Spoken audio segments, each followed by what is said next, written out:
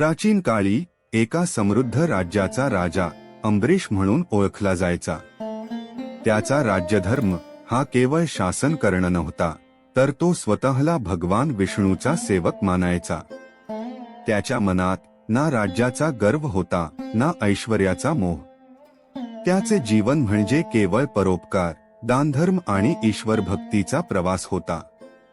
त्याला विश्वास होता की हे सारे वैभव नश्वर आहे, पण भगवान विष्णूची भक्ती अमर आहे. ती या जन्मातच नव्हे तर परलोकातही त्याच्या बरोबर राहील. अंबरीशनं एकदा एक विलक्षण निर्धार केला, वर्षभर द्वादशीचं व्रत पाळायचं. या व्रतामध्ये तो दर द्वादशी उपवास करत असे, ब्राह्मणांना आदरानं भोजन घालायचा, दान करायचा आणि मगच स्वतः पारायण करायचा. त्याचं हे व्रत फक्त त्याच्या भक्तीचं प्रतिबिंब नव्हतं, तर त्याच्या निष्ठेचा एक आदर्श होता. या व्रताचं अंतिम पर्व आलं.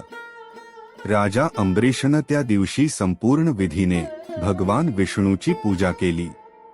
अभिषेकासाठी सुगंधी पाणी, रत्नजडित वस्त्र, सोनचांदी यांचं मनोभावे अर्पण केलं. ब्राह्मणांना दान देऊन त्यांना भरपेट भोजन दिलं.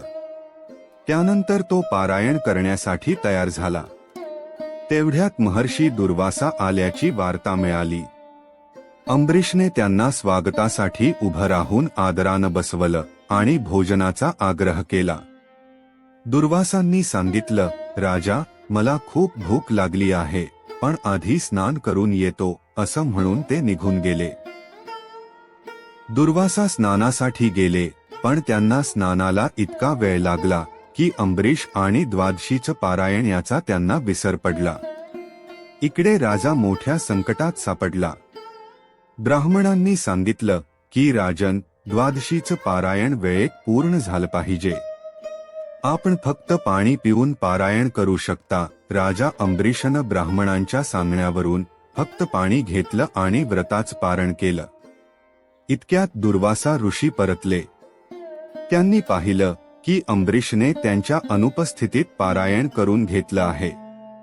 त्यांचा क्रोध उफाळून आला. राजा, ब्राह्मणाला भोजन देता तू पारायण केलंस. तुझा हा गर्व मी आता नाहीसा करतो, असं म्हणून त्यांनी आपल्या जटेतून एक केस उपटला आणि जमिनीवर फेकला. त्या केसातून कृत्या नावाची भयंकर राक्षसी प्रकट झाली आणि ती अंबरीशला खाण्यासाठी पुढे सरसावली. पण भक्ताचं रक्षण भगवान स्वतः करतात. अंबरीशवर आलेलं संकट पाहून भगवान विष्णूंचं सुदर्शन चक्र सक्रिय झालं. त्या चक्रानं कृत्या राक्षसीचा नाश केला आणि दुर्वासांच्या मागे लागलं. आता दुर्वासा ऋषींवर स्वतःच्या प्राणाची भीती कोसळली. ते त्रासून तिन्ही लोकांमध्ये पळू लागले. दुर्वासांनी प्रथम ब्रह्मदेवांकडे जाऊन मदतीची याचना केली. ब्रह्मदेव म्हणाले, मी सृष्टीचा निर्माता आहे. मृत्यून किंवा संकटांशी माझा काही संबंध नाही. तू महादेवांकडे जा. महादेवांकडे गेल्यावर त्यांनीही सांगितलं, दुर्वासा, हा सुदर्शन चक्र विष्णूचा आहे. मी त्याला थांबवू शकत नाही. तू भगवान विष्णूकडे जा. आता दुर्वासा घाबरून विष्णूंच्या शरण गेले. त्यांनी प्रार्थना केली, भगवंत, माझा जीव वाचवा. सुदर्शन चक्र थांबवा. भगवान विष्णू म्हणाले, दुर्वासा, तुझ्या क्रोधानं तू स्वतःच तप वाया घालवलं आहेस. तुला आता क्षमा शिकायला हवी. हा चक्र माझ्या हातून निघून गेला आहे. आता तो फक्त अंबरीश यांच्यामुळे थांबेल. तू त्यांच्या शरण जा. आता दुर्वासा ऋषी थेट अंबरीशांकडे आले.